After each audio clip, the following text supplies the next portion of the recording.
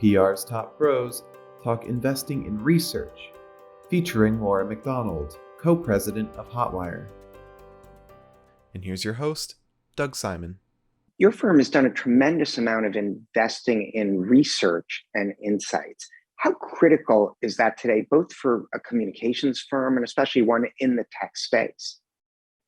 I think the world is ultimately getting so much more complex for our clients and the companies that we talk to, and their audiences and shifting and attitudes around those. If you look at everything that's happened in the last couple of years, the sort of great resignation. So it's not just who they're selling to, but their employees themselves, the business needs, the completely shifting of the ways that we're working, what customers are wanting.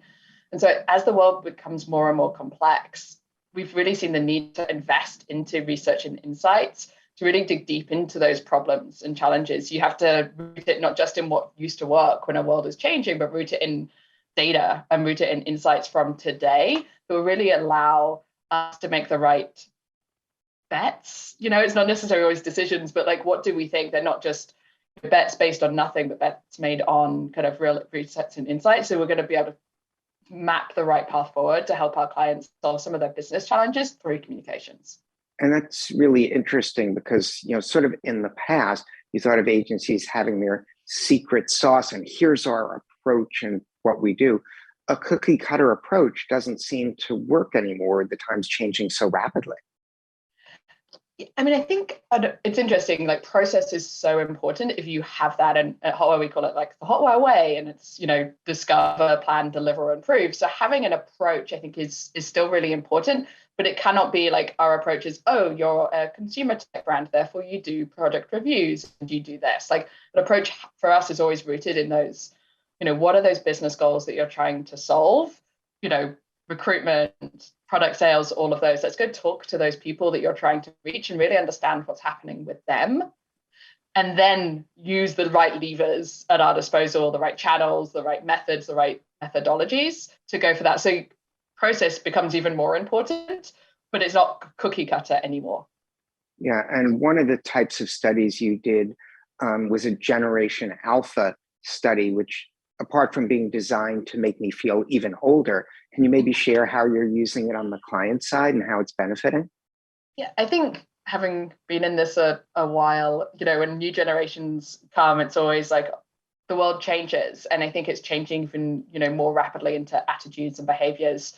So part of the reason that we did the Generation Alpha study was part selfish because I've got Generation Alpha kids. So great to be able to better understand them. But part, they are going to be, the next generation that are going to be not just entering the workforce, but being the, purchase power, they're already having influence. And so the more that we can understand them now, the more that we can make those changes that we know take businesses a really long time to change to be able to be more effective with their communications in the future. So again, it goes back into that knowledge is power. The more that we know about the next generation, the more effective we can be. Yeah, that can also be a great parenting thing. If you tell your kids, look, guys, depending on what you do, you're going to be in this study, so you better behave yourselves. Yeah. They'll probably be.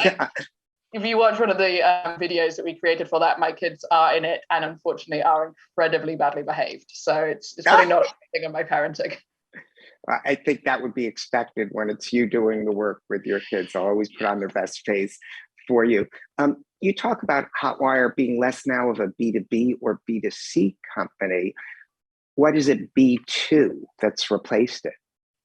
Yeah, we call it business to human or human to human. I think ultimately it's saying that everyone is a person at the end of the day. And it particularly what's happened in the last couple of years, it's really hard to separate out the person who works at a certain company, it's an IT decision maker, if you think about the B2B world, through to a parent and a mom. And so really recognizing and understanding that is so important. And then I also think the world has also shifted where you have big consumer goods companies who are now having to talk about their technology and their supply chain because that people have recognized has got such a huge impact. So these big consumer brands now need to talk a B2B story.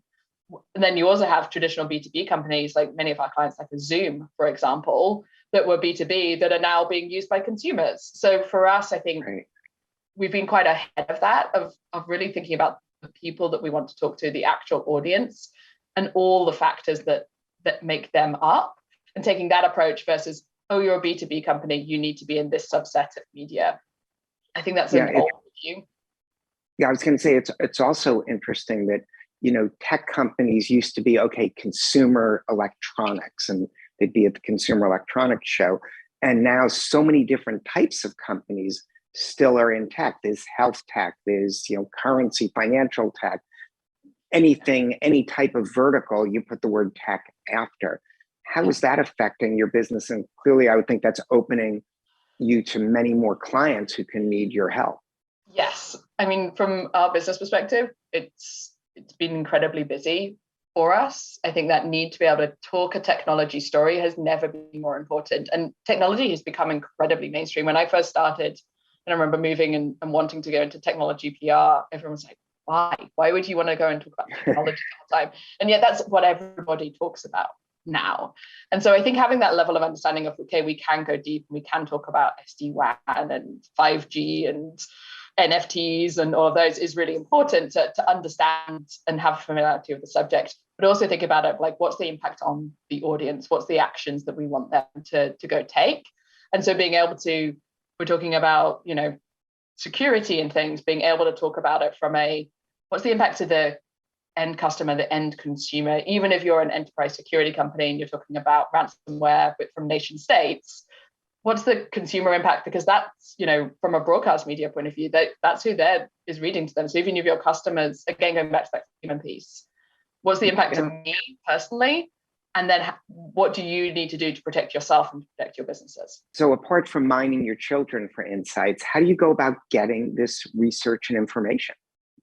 Well, first, it's about hiring the right people within our staff. So we've hired research experts, we've hired strategy experts from different backgrounds who are really experienced about what are the right ways to go out and collect that data. And so again, it varies case by case, but it could be focus groups, it can be quantitative research, it can be qualitative kind of research, all of those coming together. So for us, it was really like, let's hire in expertise who've done research for big companies like an Autodesk and those kind of companies in-house, the type of clients that we have, and bring them in so that we can then make the right advice to clients about this is the type of research that you need. And then the other side is the tech tools, right? We invest really heavily in our tech stack so that we've got access to whatever's happening in the media, the social media landscape, the different trends. We work with, companies that are doing the trends forecasting as well. So it's combining our own research with all of the great data and data mining that we can do. And that's why we've hired experts who can really help us sift through all of that and come out with real recommendations. Yeah, that's really important to have a good research approach. Yeah, absolutely. And people who do that day in, day out, but that want to work in partnership with us to how do you take that out and tell stories from that, which is where we come at it from the traditional comms lens. Yeah, and obviously your research and insights also get into diversity, equity, and inclusion, which is becoming an important part. How are you working that for your agency's benefit, but also advising clients? Are there certain insights that you can share that might help others trying to make their organization more diverse? I think it's really important to bring diversity of experience into your team. And I use diversity of experience in the broadest of senses because I think we've been doing a huge amount of investment. We're actually about to do our annual diversity report. Will actually be coming out next week. We've really shifted the makeup of our team to be a more diverse team. And I also think it helps bring those experiences in to going back to what we talked about at the beginning, like the gut check, like the secret sauce stuff of an agency. Like if you're now thinking of the broader sense of a broader audience, you need that diversity of experience, people who come from locations outside of Silicon Valley, people who come from a background in broadcast media or from a background in, different areas. You can go, actually, I might be the end customer here and I'm not going to buy that, or I don't believe you, and really allow us to stress test everything that we're proposing in almost like a mini real life environment. So for us, it was really important that our team, which it now is, was representative of the diversity of the US population. So we have, sort of 40% of our team are people of color. That's really important, not just because it's a really important thing from a D&I, but if we're going to go out and talk to people, which is what we want to do, we need to make sure that we're talking to all people and not just in our little Silicon Valley bubble.